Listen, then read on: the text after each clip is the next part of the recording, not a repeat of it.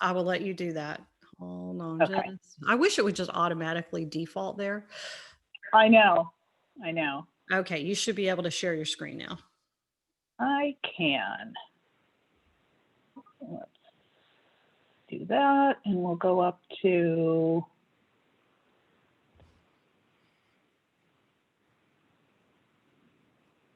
okay. Can everyone see that first slide? Yes, we can. Yes, I can. Okay. All right. Terrific. So, I've been guests in different courses in the classroom, but I don't know if I've ever been a guest on an online office hours. So this is fun. This is a fun Friday morning activity, and I'm happy to be here. My name is Colleen Manning. I'm the Director of Research at Goodman Research Group, which is located in Cambridge, Massachusetts.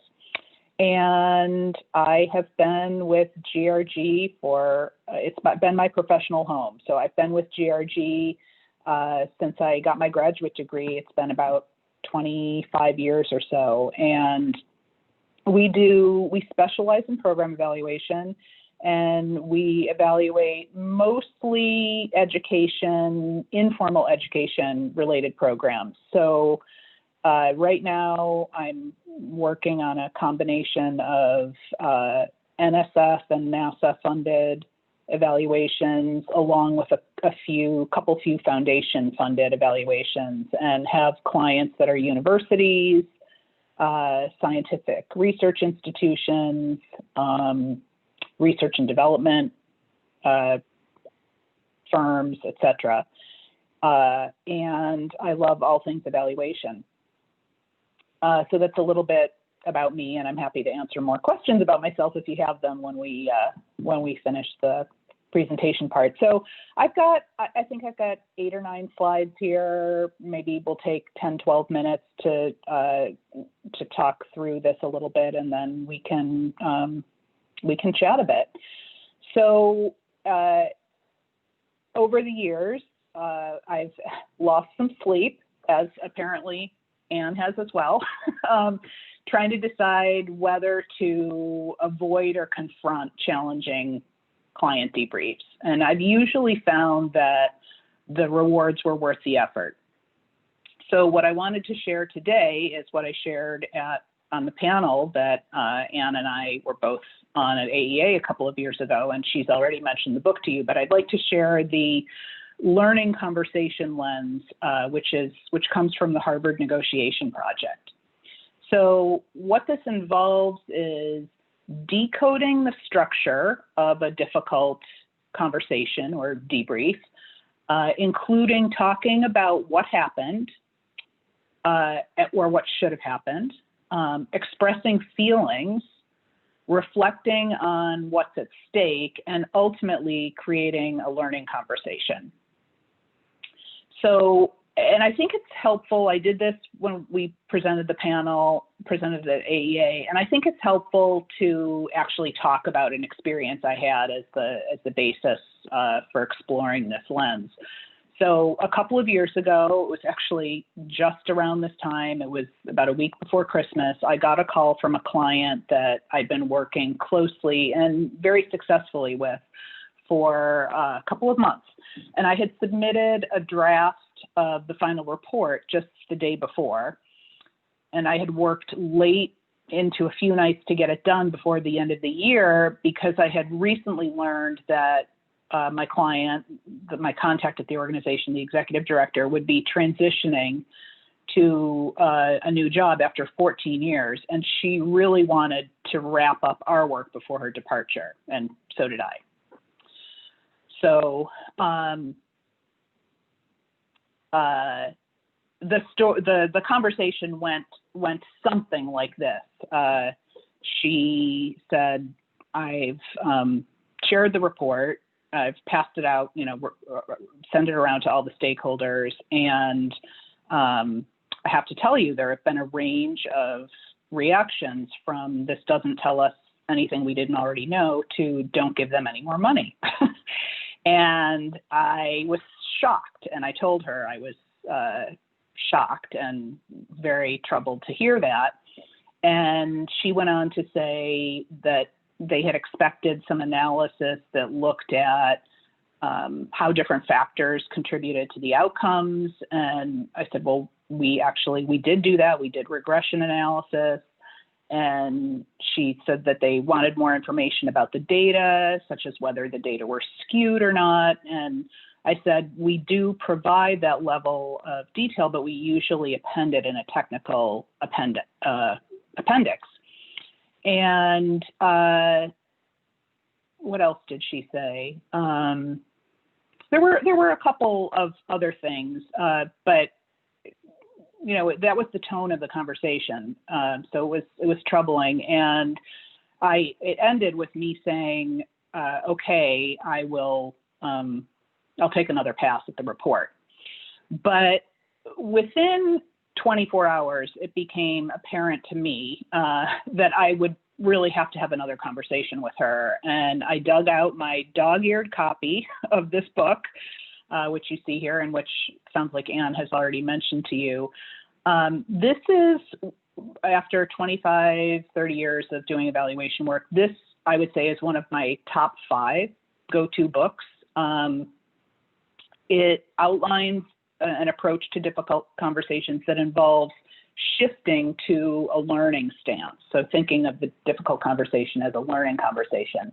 And what it suggests is that each difficult conversation is really 3 conversations.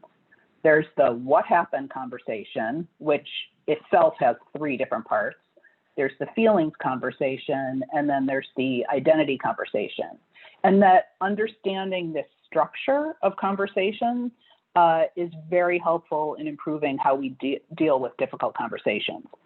So their approach in this book, and as I said, it comes out of the Harvard negotiation project, their approach is to prepare for a difficult conversation by walking through those 3 conversations on your own first and taking notes. And their idea is that this helps you become more open and more curious, and sets you up to have a less stressful and more productive conversation. So I thought that I could step you through how I prepared for the difficult conversation with my client. And really, so our first conversation was a difficult conversation. Our second conversation was going to be a difficult conversation, but I was going to frame it as more of a learning conversation.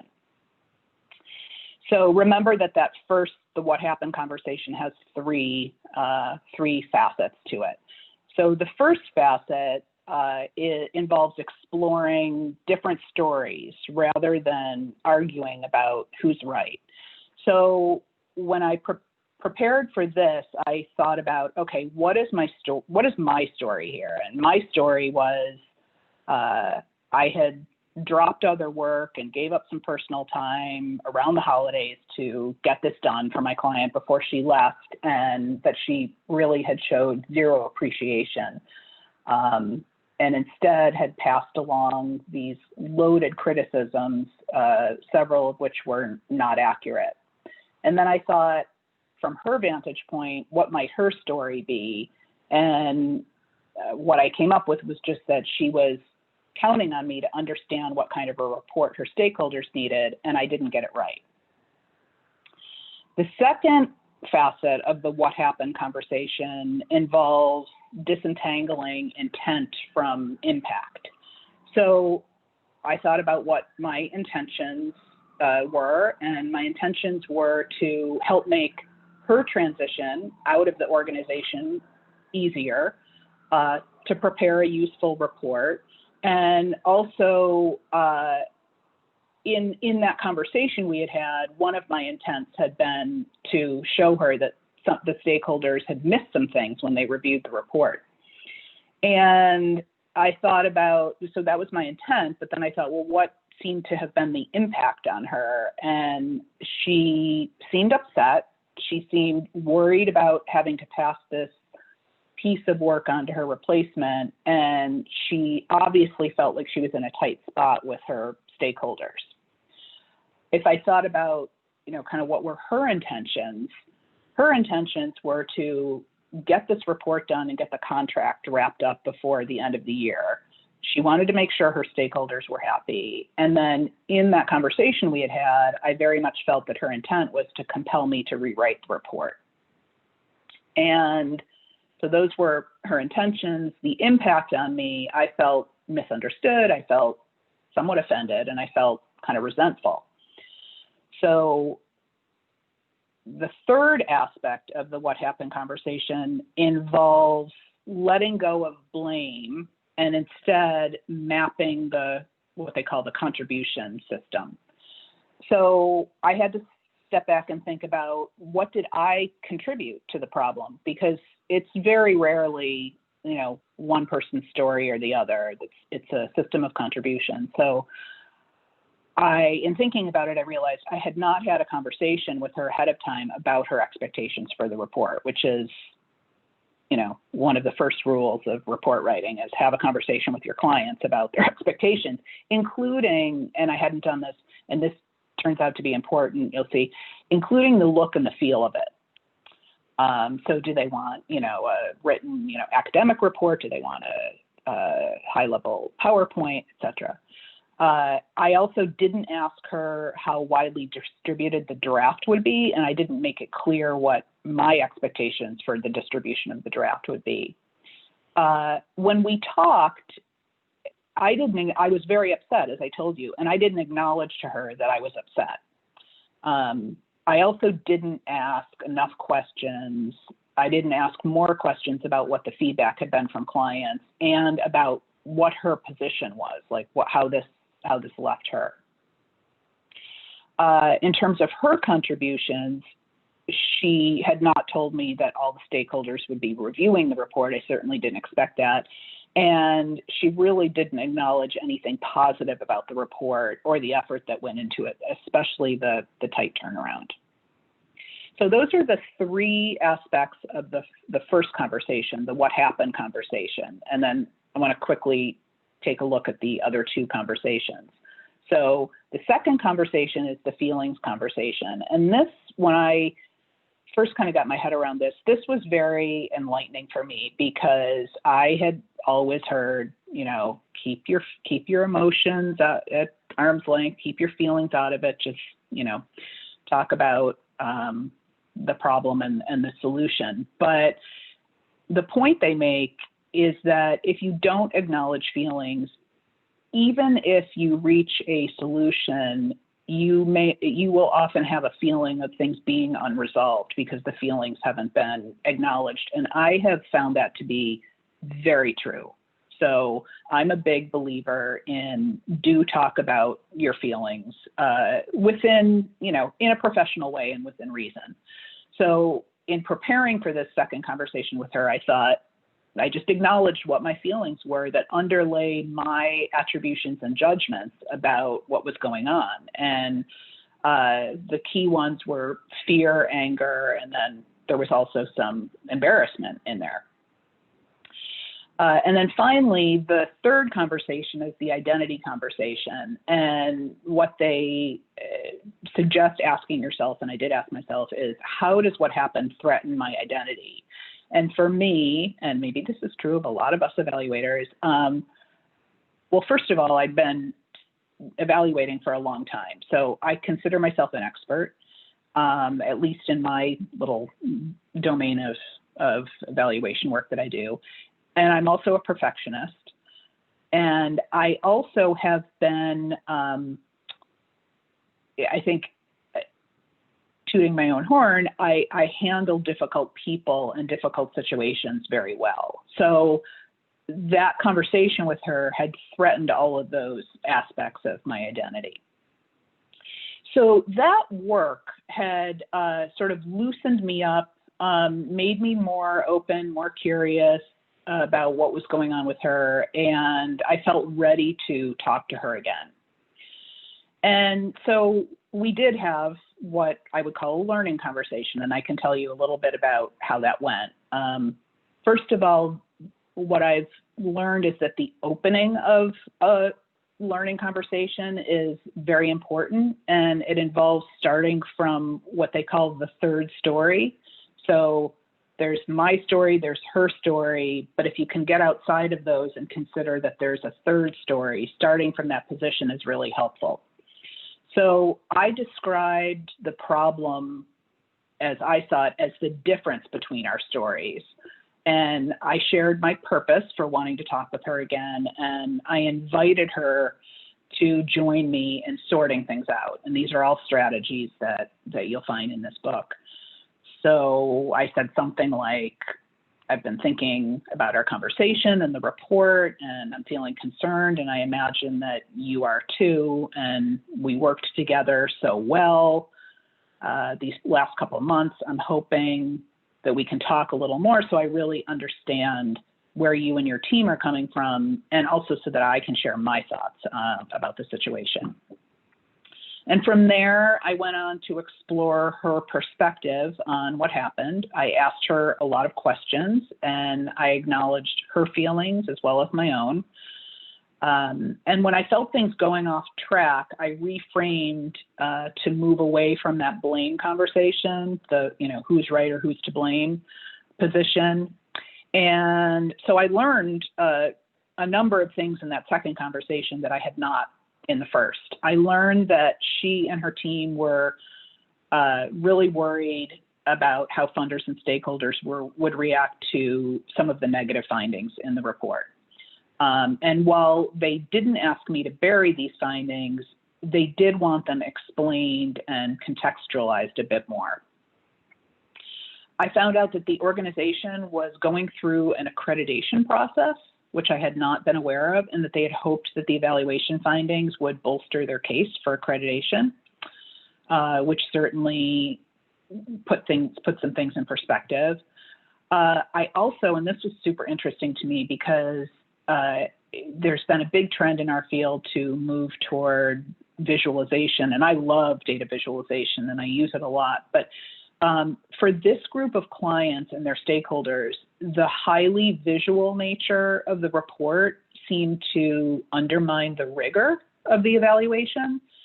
So that was very eye-opening for me. I also found out that it had been one particularly vocal board member that had been behind the most kind of inflammatory of the remarks. So like, don't give them any more money.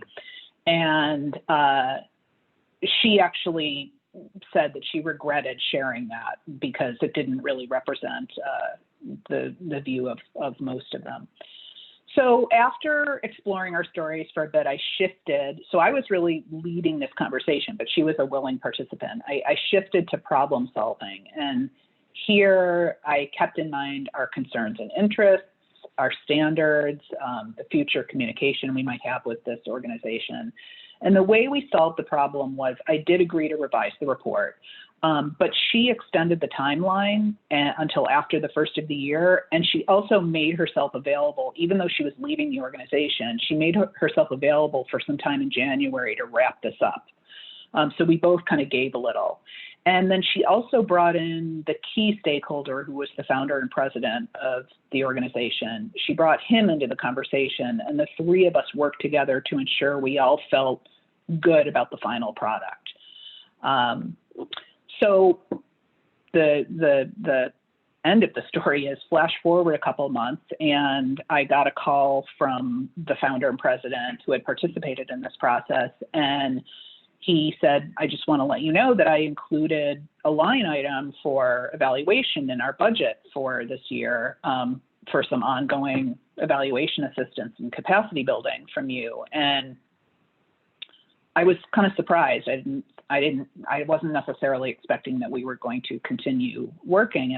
But I told him, I'm really glad that we worked things out in the winter. And he told me that it was actually that difficult process that we had been through that had convinced him that I had a place on their team. So that's what I meant at the beginning, that the rewards were well worth the effort. Is every story a success story? No, but often they are. So why don't I stop there? You're free to follow up with me if you have questions that we don't get covered here. But why don't I stop sharing and come back to you all and see what it is that would be helpful for you to talk about.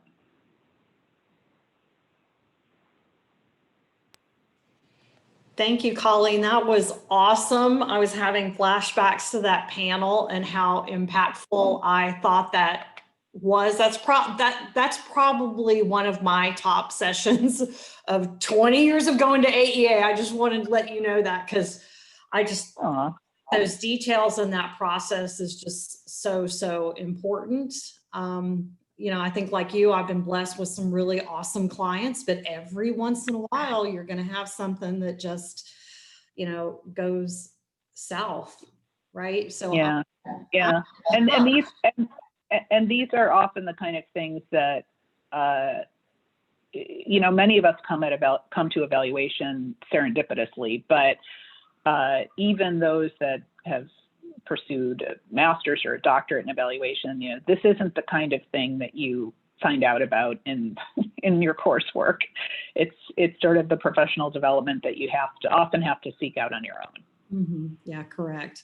So at this point, I'm going to stop the recording and let everybody else jump in. I'm sure they have lots of questions for you.